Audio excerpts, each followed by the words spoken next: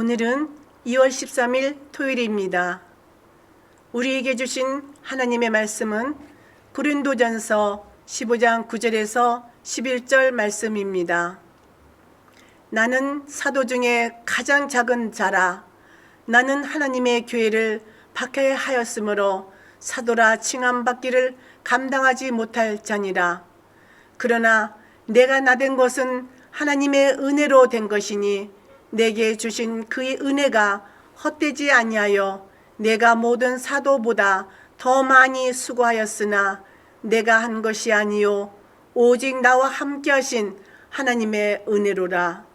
그러므로 나나 그들이나 이같이 전파하매 너희도 이같이 믿었느니라. 아멘. 나는 아무것도 아닙니다.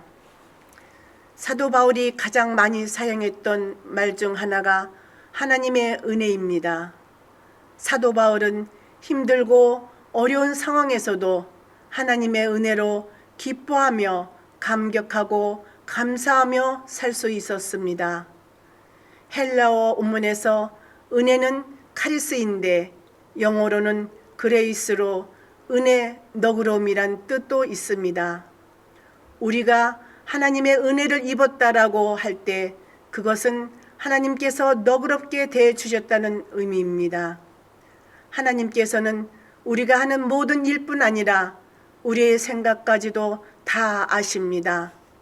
그 하나님께서 우리와 시시비비를 가르친다면 감히 하나님 앞에 설 수 있는 사람은 아무도 없을 것입니다.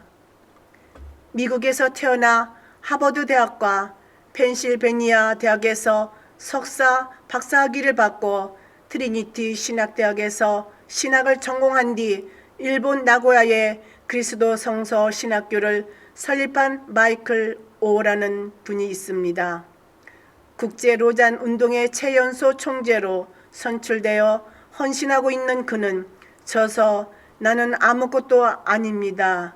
예서 자신을 예수님 없이는 아무것도 아닌 사람이라고 말합니다. 세상 조건으로는 남 부러울 것 없는 그가 예수님을 위해서라면 기꺼이 아무것도 아닌 사람이 되어도 좋다고 말하는 것입니다. 예수님을 인격적으로 만난 후 내 뜻이 아닌 그분의 뜻을 따르는 게 가장 위대한 삶임을 깨달았기 때문입니다. 우리는 얼마나 감사하며 살아갑니까? 내 삶에는 감격이 있습니까? 기쁨이 있습니까? 만약 없다면 그것은 하나님의 은혜가 없기 때문입니다. 그렇다면 바울에게는 있는 하나님의 은혜가 왜 우리에게는 없을까요? 바울은 부활하신 그리스도께서 자신에게도 나타나셨다고 말하며 스스로를 지극히 낮춥니다. 그는 만삭되지 못하여 난 자 같은 자, 사도 중에 가장 작은 자, 사도라 칭함받기를 감당하지 못할 자라고 자신을 칭하면서 부활하신 주님을 만난 이를 떠올릴 때마다 낮아질 수밖에 없다고 고백합니다. 우리가 죄인임을 하나님께서 우리를 얼마나 너그럽게 봐주시는지를 모르는 것은 바울에게 있었던 깨달음이 우리에게 없기 때문입니다.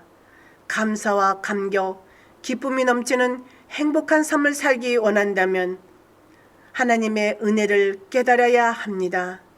그 은혜를 깨달아 늘 감사와 감격, 기쁨이 넘치는 행복한 삶을 살기를 바랍니다. 나의 나된 것이 하나님의 은혜라고 고백하며 살고 있습니까? 기도하시겠습니다. 은혜의 하나님, 여전히 교만한 마음을 버리지 못하고 내 생각과 고집과 방식대로 살고 있지는 않은지, 하나님의 영광을 탐하고 있지는 않은지 돌아보게 하옵소서. 날마다 주님의 은혜를 깊이 깨달아 감사와 감격, 기쁨의 삶을 살게 하옵소서. 예수님의 이름으로 기도합니다. 아멘.